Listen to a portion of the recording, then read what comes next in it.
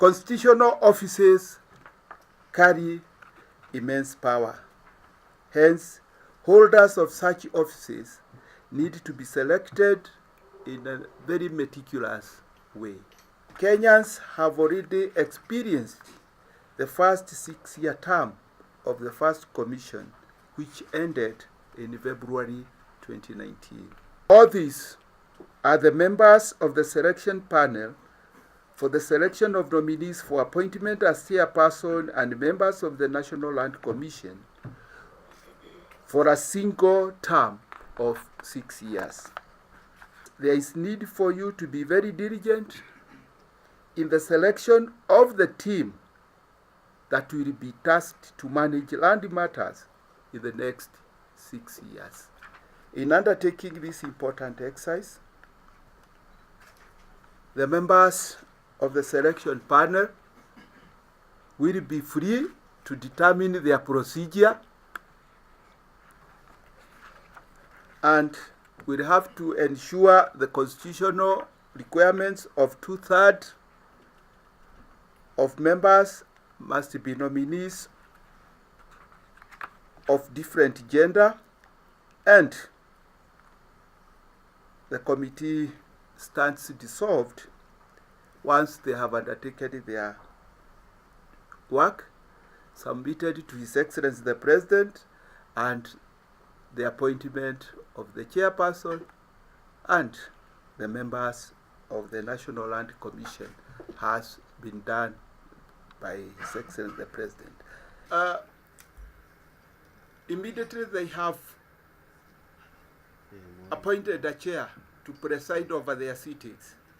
They will proceed to make an advert for Kenyans to show interest to serve as commissioners of the National Land Commission. The time given for this will be adequate so that as many Kenyans, even those who are outside Kenya, can apply. And therefore, I think that will take a period of 21 days so that everyone who is interested has adequate time to put their papers and all the requirements in the advert together and be able to make the application.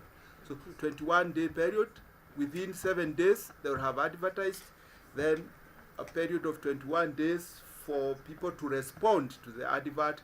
Following that short listing of those who meet the qualifications, and then interviewing, and after interviewing the selection of those who qualify and the forwarding of those names to His Excellency the President for nomination and submission for approval to the National Assembly.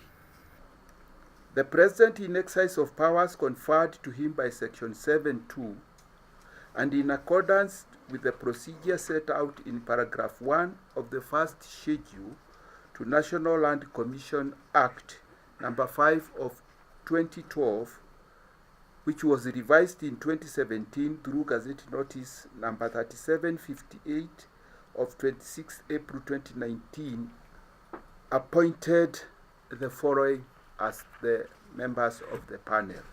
For the honor He has bestowed upon us to pick us out of a population of 47 or so million Kenyans to assist Him in nominating members of the National Land Commission. On behalf of my colleagues, I want to say we are completely honored by this responsibility that is being bestowed upon us, and that we'll exercise due diligence and pick the best among all those that will show interest in these jobs. On behalf of my panelists, I want to call on Kenyans who are honest, because land is very sensitive. We want honest people. Kenyans who are able, and Kenyans who are willing to work to come forward. As guided by law, very soon we'll advertise for the vacancies, the vacancy of the vacant position of chair. and the vacant positions of members, we will advertise. And we want to encourage as many Kenyans as can to apply and come forward. We promise a process that is guided by law and a process that will be geared to producing the best.